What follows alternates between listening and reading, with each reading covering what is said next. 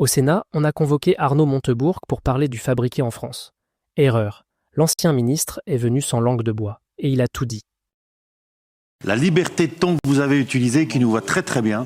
Franchement, des pulls pour les pompiers et les gendarmes tricotés en Chine, et pour l'armée, c'est un scandale.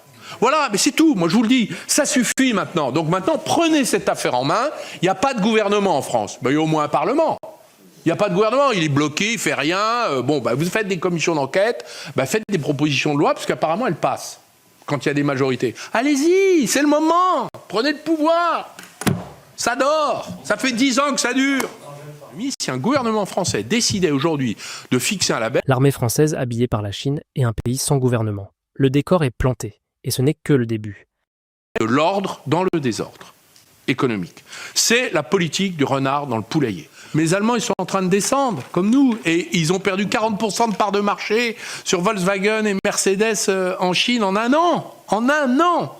Donc, ils vont aller produire en Chine, peut-être, mais qui voudra de Mercedes fabriquées en Chine, réimportées en Europe avec des chômeurs qui ne pourront pas les acheter ?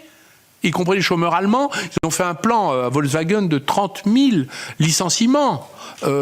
Donc, il y a 15 millions d'emplois. Le libre-échange, cette belle idée. On délocalise, on licencie, puis on s'étonne que plus personne ne puisse acheter les voitures. Nous, alors qu'on ferait mieux de mettre des taxes sur les autres. Voilà. Et les taxes, c'est pas 37%. Hein, ça devra être des taxes du niveau de Trump. C'est-à-dire 100, 120. Et là, on commencera à respirer. Voilà, il va falloir... Des taxes à 120%. Venant d'un ancien ministre socialiste, le Sénat a dû vérifier qu'il avait bien entendu. Aux États-Unis et en Europe, on comprend ce qui est en train de se passer.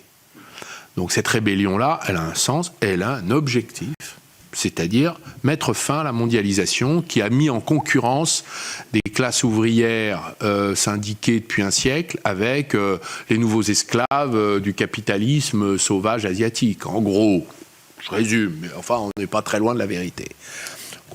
Conséquence... Qu'est-ce qu'on doit faire, nous, les... Dire que le populisme a un sens, ici, c'est un sacrilège. Lui, il le dit aux sénateurs, les yeux dans les yeux. Les productions qui sont excédentaires, parce que c'est une économie structurellement extravertie, va chercher les zones du monde qui ont du pouvoir d'achat et une ouverture qui lui facilite la tâche. C'est exactement, donc la cible, c'est nous. Nous sommes les prochaines victimes de l'industrie chinoise. Donc on n'a pas d'autre choix que non pas prendre... Pendant qu'on débat de tout et de rien, la Chine, elle, a déjà choisi sa prochaine cible. Qui disent « mais qu'est-ce que vous faites ?» Rien. Bon. Mais ce qui se passe sur le textile va se produire sur nos industries à teneur technologique, puisque nous sommes maintenant en retard. C'est nous le pays en voie de développement et c'est eux le pays développé. Voilà. Donc, on n'a pas 36 solutions. Quand on est... Retenez bien la phrase. C'est nous, le pays en voie de développement, dit sans trembler au Sénat de la République. On passera si nous sommes capables d'établir des barrières protectionnistes qui nous permettent de le refaire. Le Japon a construit son industrie comme ça. La Chine a construit son industrie comme ça.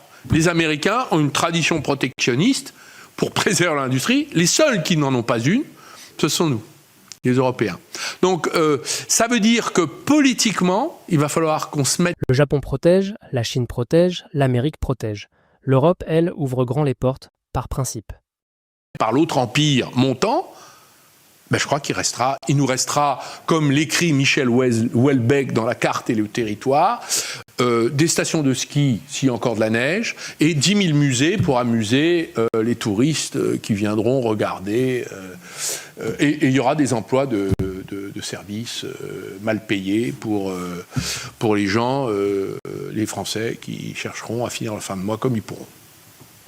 Et vous, qu'en pensez-vous? Dites-le nous en commentaire. Merci d'avoir regardé cette vidéo. Des stations de ski, des musées et des petits boulots. Voilà le programme. Au moins, maintenant, c'est dit. Séance tenante.